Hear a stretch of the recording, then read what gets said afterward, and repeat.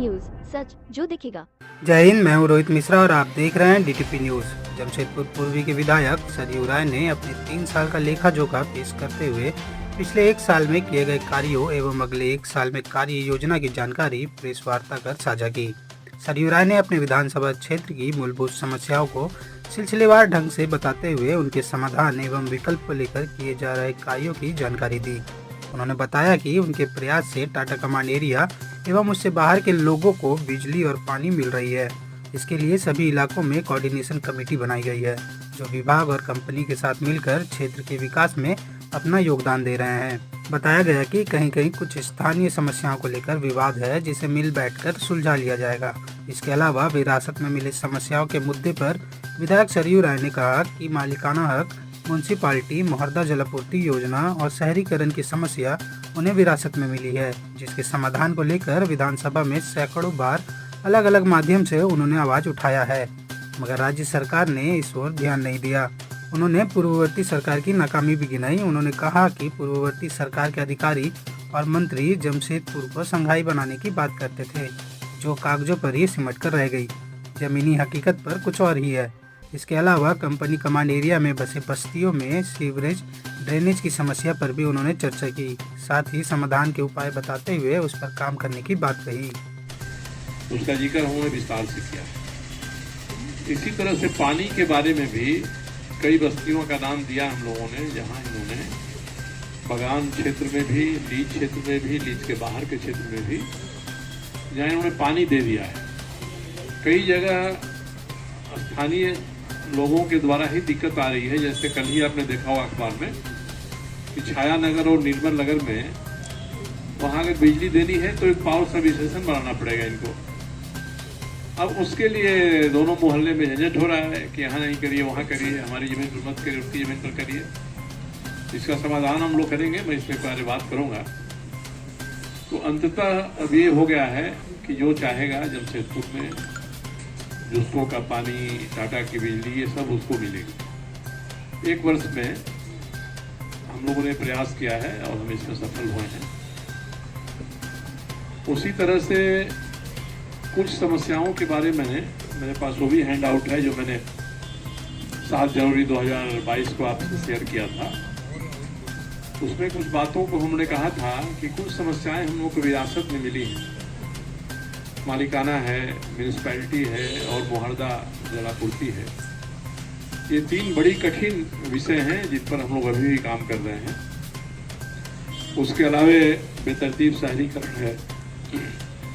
कभी इसी शहर में घोषणा हुई थी कि जमशेदपुर को हम लोग संघाई बना देंगे। एक टीम गई थी, संघाई से घूम कर आई थी, मंत्री थे, अफसर थे, और जमशेदपुर में ही घोषणा हुई थी कि हम संघाई बना देंगे इसको। अब संघाई क्या है यहाँ के लोग तो नहीं जानते हैं, मगर इससे लगता है कि एक बेहतर व्यवस्था हम इस शहर के लिए बनाएंगे। और आज बड़ी दुख के साथ कहना पड़ता है कि जिस जमशेदपुर शहर को हम संघाई बनाना चाहते हैं, उस शहर के कई हिस्सों में ये खतरा पैदा हो रहा है कि वहाँ ऊंची इमारतों वाला 10 साल के भीतर में बन जाएगा। हम लोग देख रहे हैं, जैसे उदाहरण के लिए रिफ्यूजी कॉलोनी है भोलमुरी के पास।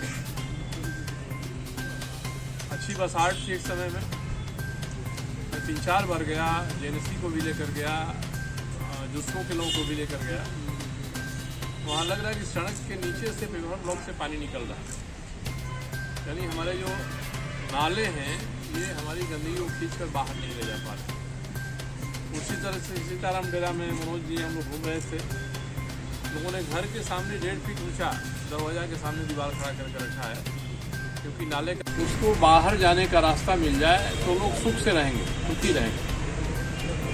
कई मोहल्लों में जो कंपनी के दीवार से सटे हुए हैं, जैसे गुरुद्वारा बस्ती के इलाके हैं, रोज शिकायत आती है, नाला नहीं साफ हो रहा है, पानी घुस जा रहा है। तो इसलिए मैंने एक प्रस्ताव रखा है और 1 साल में इस पर काम करूंगा कि नाला आधारित विकास व्यवस्था करें। शहर को साफ सुथरा रखना है तब, और नाले की जो गंदगी नदी में जाती है, नदी में गिरने के पहले हम उसको साफ करें। जेएनएसी और कंपनी ये दोनों मिलकर इसके लिए काम करें। इस बात को हम नहीं तय करेंगे तो 10 वर्षों के बाद जमशेदपुर में कई कठिनाइयाँ पैदा हो जाएंगी, बड़े हिस्से में कठिनाइयाँ पैदा हो जाएंगी। इसलिए इसकी ओर मैं नए सिरे से ध्यान आकृष्ट कर रहा हूँ। इसके अलावा मालिकाना की बात हम लंबे समय से यहाँ करते आ रहे हैं। मैंने विधानसभा में मैंने जिक्र किया है कि अब तक कुल हमने 3 वर्षों में 66 सवाल जमशेदपुर की समस्याओं को लेकर हमने उठाया और सूचित प्रश्न के माध्यम से, ताराकी के माध्यम से, ध्यानाकर्षण के माध्यम से, निजी संकल्प के माध्यम से, शून्यकाल में जो उठाया वो अलग है। तो इतने मुद्दों को हमने उठाया है, कई अनियमितताएं उजागर हुई हैं। उसमें मैंने 3 बार मालिकाना पर सवाल पूछा है और इसके अलावा भी सचिव से, मुख्यमंत्री से, मुख्य सचिव से बात होती है। अब ये लोग जवाब यही दे रहे हैं कि साहब हमने तो मालिकाना के विकल्प के रूप में लोगों को कहा है कि आप जिस जमीन पर बसे हुए उस पर लीज ले लीजिए।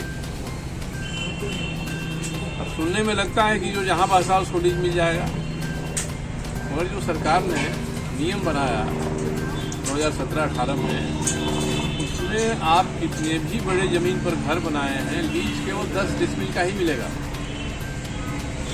उससे ज़्यादा का लीज नहीं मिलेगा। इस बार मैंने सवाल किया, इस बार दिसंबर की विधानसभा में, और बताया कि रांची नगर निगम और एक क्षितिज राय हैं, उनके मामले में सुप्रीम कोर्ट ने जजमेंट दिया है। उनका कब्जा था नगर निगम की जमीन पर और सुप्रीम कोर्ट ने उसकी मान्यता दी है, जिसको एडवर्स पोजीशन, फिर 2 मिनट में भी हो जाएगा। एडवर्स पोजीशन के बारे में, जिसको प्रतिकूल कब्जा करते हैं, उसके बारे में मान्यता दिया। मैंने इसको कोर्ट करते हुए सवाल किया था और विचित्र जवाब आया है सरकार का कि